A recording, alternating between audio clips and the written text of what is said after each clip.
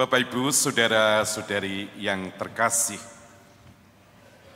keselamatan adalah semata-mata karunia dari Tuhan Yesus. Dan Tuhan mengaruniakan keselamatan kepada setiap orang yang mau datang kepadanya.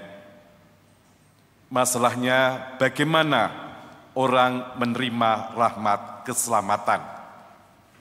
Kita melihat ada dua tipe orang. Tipe yang pertama adalah tipe iri hati. Dan yang kedua adalah tipe bersyukur.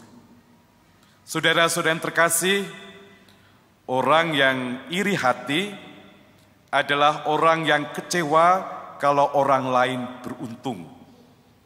Seringkali ada suatu kata-kata, ya, orang yang iri hati itu susah melihat orang lain senang dan senang melihat orang lain susah. Nah, itu orang yang dikuasai oleh iri hati dan dengki. Karena orang yang iri hati selalu menginginkan sesuatu yang bukan haknya. Dia sebenarnya tidak punya hak, tetapi dia menginginkan sesuatu yang bukan haknya.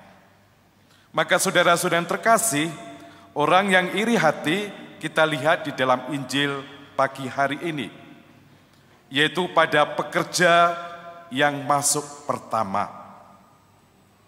Ia iri hati kenapa tuannya, majikannya memberikan gaji yang sama kepada pekerja yang datang lebih lambat daripadanya.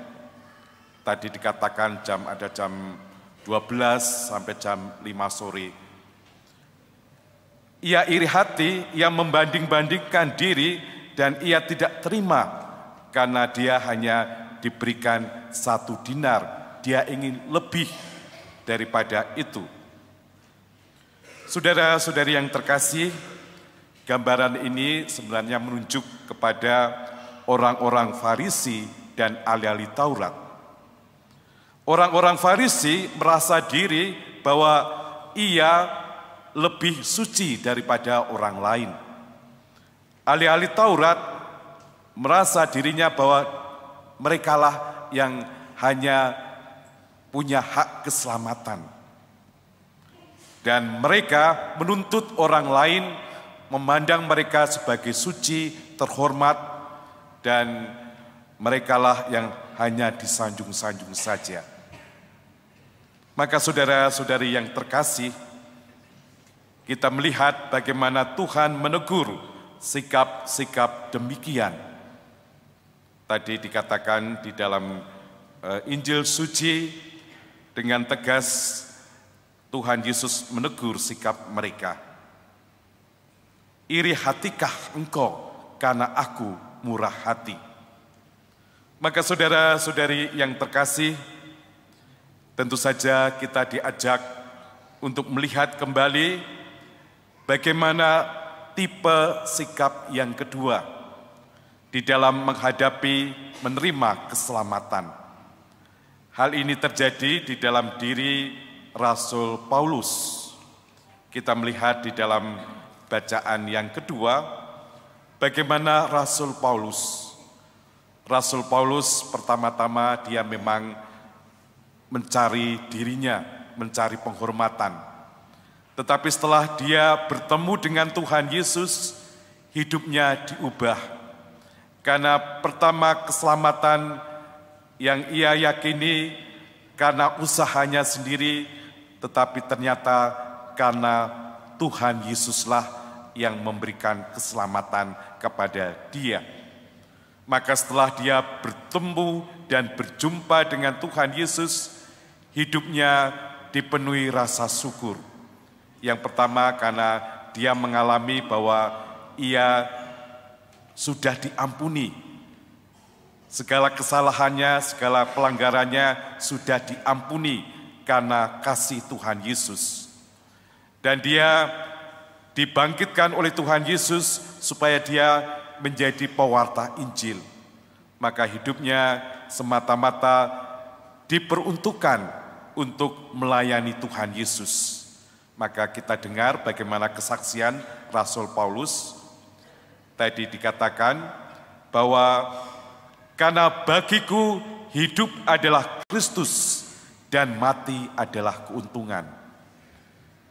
Bagi Rasul Paulus, mati adalah keuntungan. Apa artinya? Bahwa setelah dia mati, dia bertemu dengan Tuhan Yesus yang mengasihi, yang telah menerimanya dengan sukacita dan akan mengangkatnya dalam kemuliaan. Namun Paulus memilih, saya ingin hidup bagi Kristus. Karena dalam hidup bagi Kristus, dia menjadi sarana kasih Tuhan Yesus bagi orang-orang lain, supaya orang lain juga menerima rahmat keselamatan. Bapak, Ibu, saudara-saudara yang terkasih, kita juga dipilih bagaimana sikap kita. Apakah kita menjadi orang yang penuh iri hati? Kita sadar kalau kita hidup dengan iri hati, maka hidup kita akan terasa berat. Hidup kita bisa jatuh dalam dosa demi dosa. Orang yang iri hati karena hidupnya kurang bersyukur. Oleh karena itu, marilah kita ganti iri hati dengan sikap bersyukur. Kita bersyukur atas rahmat keselamatan yang Tuhan berikan. Kita bersyukur atas segala anugerah dan karunia yang Tuhan berikan selama ini. Kita diajak untuk semakin peka. Saya diberikan Tuhan dengan bermacam-macam kemampuan, bermacam-macam bakat, dan juga keterampilan.